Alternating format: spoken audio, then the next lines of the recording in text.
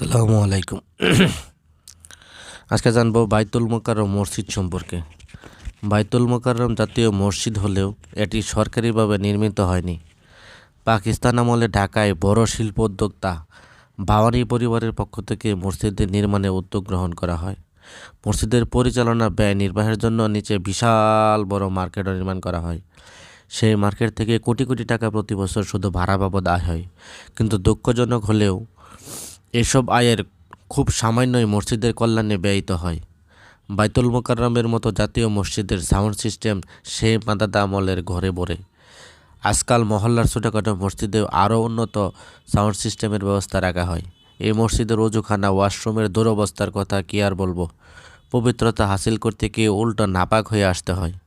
মসজিদ মার্কেটের কোটি কোটি টাকা তাহলে কোথায় ব্যয় হয়?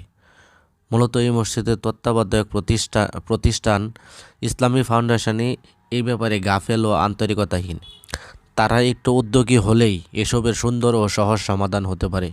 মূলত ইফার কর্মকর্তাদের বড় একটা অংশ ঠিকমতো নামাজই পড়ে না, তাই মুসল্লিদের সুবিধা অসুবিধা নিয়ে তারা অত ভাবিত নয়।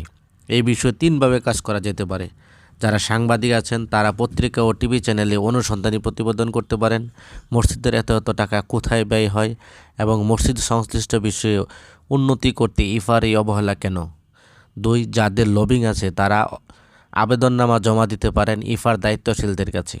3. জুমার পর প্লেকার্ড হাতে মসজিদের গেটে বা সিঁড়িতে সাউন্ড সিস্টেম উন্নতকরণ এবং ওয়াশরুম অজুখানা সংস্কারের জন্য মানববন্ধন হতে পারে।